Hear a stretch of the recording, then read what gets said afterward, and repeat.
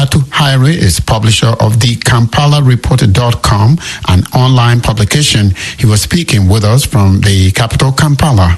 BARAMU BARUGAHARE calls himself Vice President of Lieutenant General Muhoozi's Army of Supporters. He says there are millions of them who don't have arms but advocate for generational change in 2026 after current Ugandan leaders will have ruled for 40 years.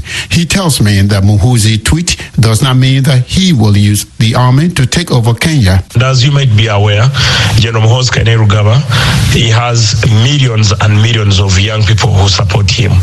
I'm one of those commanders of that army. We are not a fighting force, but we fight through civic means. For us, we are supporters of a generational leader whom we believe in. And our fight has been on for years. Now it is a program. So for your information, Muhoozi didn't mean he's going to attack Kenya. Muhoozi has battalions of units throughout East Africa. The battalions of units, these are local supporters or young generational supporters who believe in him as one of the people who will turn around East Africa as we aim at the regional federation as East Africa. Muhoozi has an army in Nairobi, in Dar es Salaam, in Burundi, in Kenya, in Congo, in South Sudan, in the US, in the UK, and everywhere. These are army of civilians who believe in him and who are promoting his endeavors, who are promoting him to be our leader in the nearest time possible. We look forward to take over the leadership of Uganda through peaceful means. And once Uganda has peaceful means change in leadership, East Africa will be united.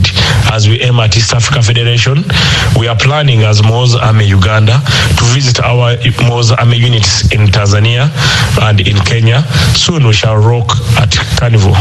So it didn't mean he's taking tanks and armored personal carriers and fighter jets to win Nairobi over to Uganda. No. I read the article in the Uganda Monitor, and just by reading the article, it suggests to me that maybe Mr. Muhoozi was suggesting that then President Uhuru Kenyatta should have changed Kenya's constitution to remain in power. No, he said, I wish he could, but he said he respected the constitution of Kenya and he had to do the 2 years. So he said, my brother, he was still very, very popular. He was still very, very much loved. He calls Uhuru Kenyatta his big brother because Uhuru Kenyatta calls Muhoozi his youngest brother. So the reason why he said that was Uhuru is so popular, but he respected the constitution and didn't tamper with the constitution. So it didn't mean Uhuru should have changed the constitution. Do you understand, or does Mr. Muhoozi understand why people are taking his tweet very seriously? Because not only is he the son of the president of Uganda, he is also the commander of the land forces of the Uganda People Defense Forces, the UPDF. So do you understand why people are taking or might want to take his tweet very seriously? He tweets as Muhoozi kainerugaba, who's the senior presidential advisor on special assignment.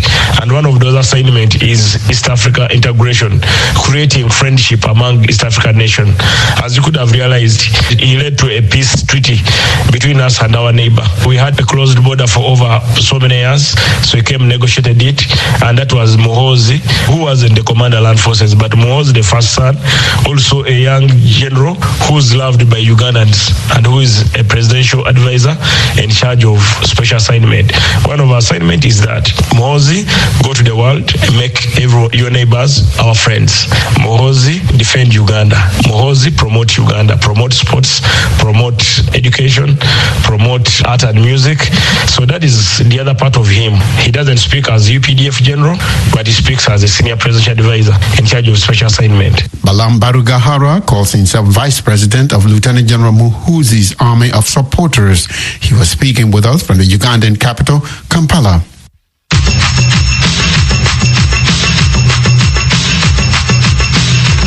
You are listening to Daybreak Africa on the Voice of America. I am James Barty in Washington. Today is Tuesday, October 4th. For more Africa news and features, visit our website at voaafrica.com. Connect with us on all social media platforms. We are on Facebook, Twitter, and Instagram.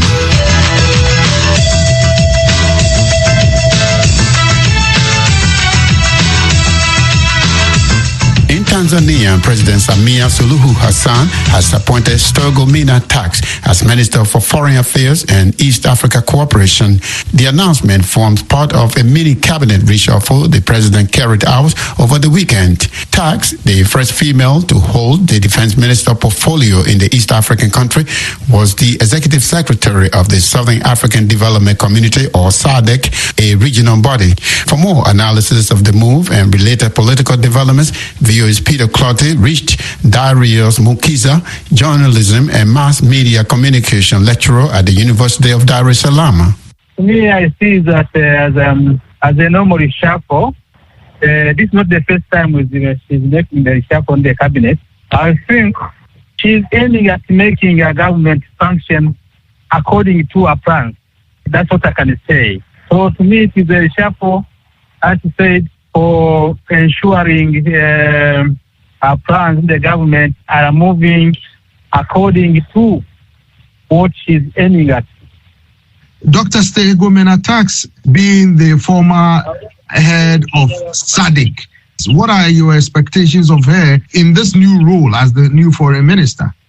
Yeah, my expectations are not very far from what we are expecting as a country, but I can say that I do expect Dr. Stergomena Tax to represent us well internationally and to promote our policy of economic diplomacy as being geared by the government of Tanzania. So I do expect a lot from her because she's experienced, and I am sure our country will continue to work hard and to get recognition at the international platform. Do you think her experience being the former head of the Southern African Development Community, or SADC, will help her in her new role?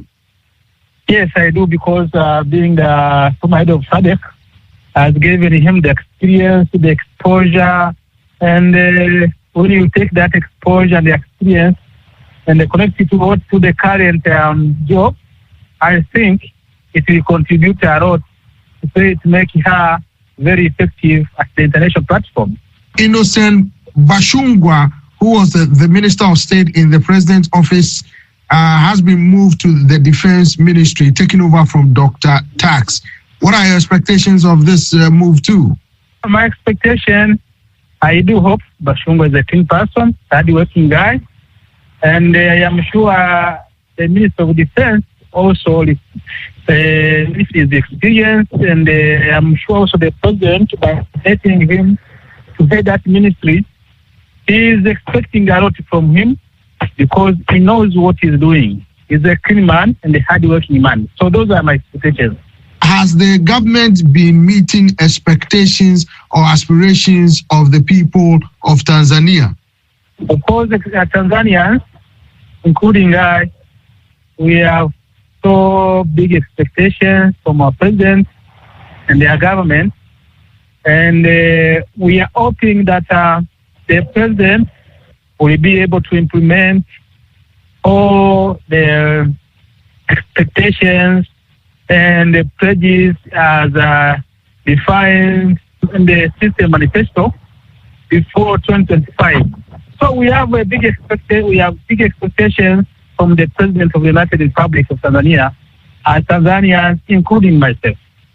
And we are sure that she will implement what she taught Tanzania, or what she praised Tanzania, and that she's going to ensure that all the pledges made in the system manifestos are going to be implemented before 2025.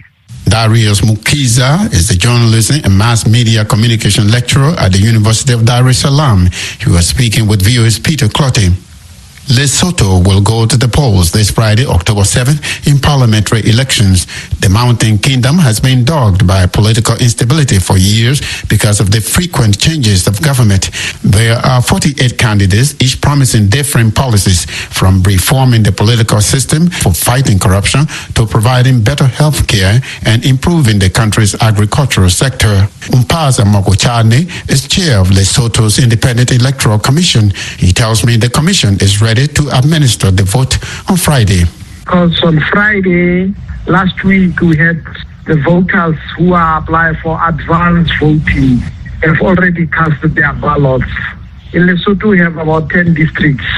Today, there are those areas that are inaccessible, which are only accessed by use of a helicopter. So the Lesotho Army assisted us to deliver in about 2 districts the voting material in preparation for Friday. So how many political parties will be participating in these elections? In this election, we have 48 political parties participating. Did you say 48? Yes, 48. Yes, you are correct. 48.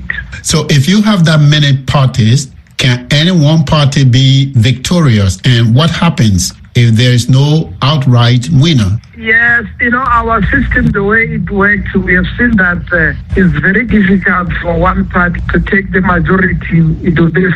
Now, since that we've started this electoral model, the mixed member proportion, we have never seen a party that is in the position to take the 60 plus 1 constituencies because we have 120 seats. What will happen is that the parties, they will form the coalition government. That's what they have been doing in the past. They will form a coalition government. Did you say you have a mixed model? Could you explain that? Yes, we have a mixed member proportional system. What does that mean? Yes, we have a mixture of the first past the post, where we have 80 constituencies. And we also have, in addition to that, 40 PRC. So we mix those now. We have a total of 120 seats in the National Assembly. What are you hearing from the voters? Are they motivated or enthusiastic about these elections? Yes, the weekend that we have passed, we're having the last rallies for political parties. There were so many and peaceful rallies that we saw over the weekend, meaning now that political parties have completed their rallies. So now they will be engaging only into the door-to-door campaigns. I asked that question because I read a survey by Afrobarometer earlier this year. It found that many Basotho don't have confidence in their politicians, and so they are not quite motivated about these elections. What do you think? Even if they were not motivated, there are parties that we have a number of parties which are led by young politicians, and even the number of parties.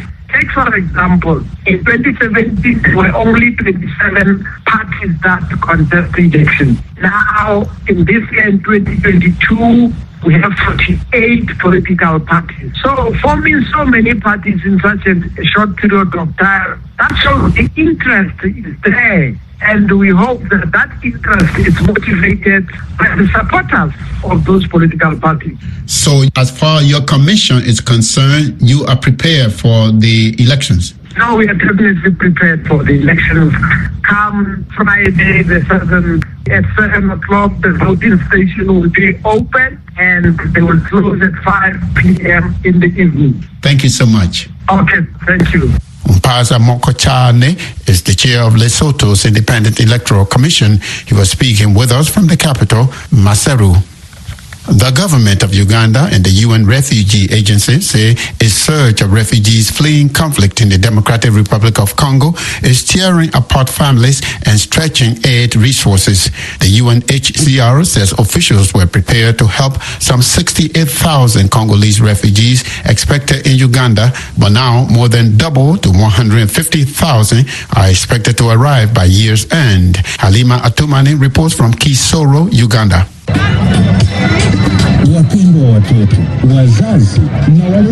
Congolese refugees stream across Uganda's western border with the Democratic Republic of Congo to escape nearly a year of fighting between M23 rebels and DRC government troops. Senjuva Gasigwa Filipe, one of many refugees crossing into Uganda, says people were forced to flee when gunfire woke them in the middle of the night. He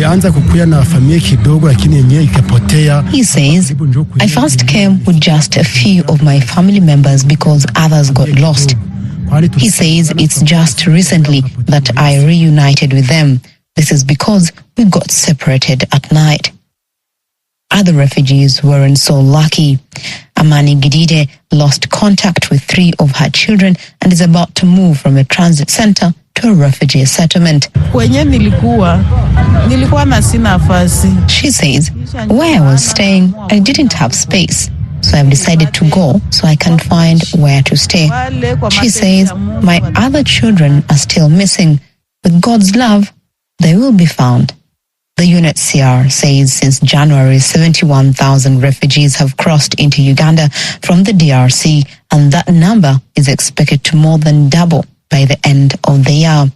UNHCR's Uganda representative Matthew Crensill says as a result, resources are overstretched. If you look at the funding received now compared to the new needs, given their planning figure which has been reviewed, it's only about 11% or so which has been received, which is woefully inadequate, to cover the growing needs of these refugees. Ugandan officials say a holding center for refugees has been opened up to support the overflowing transit center, which already hosts some 14,000 refugees. Daniel Kisamo is the Nyakawande Refugee Transit and Holding Center Commandant. We are operating 2 centers at a go. The transit center being for those ones who are ready to move to the settlement. Then the holding center was designated for those ones who still need to make up their mind or in case to wait for their family members, because we know what war does. The M23 rebels launched attacks on DRC forces in 2012, saying they were fighting for good governance.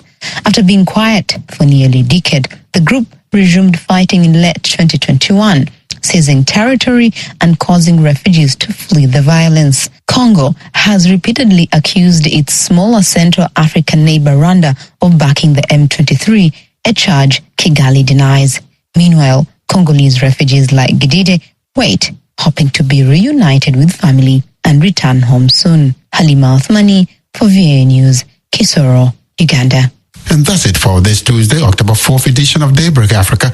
I am James Butte in Washington, wishing that you will have a terrific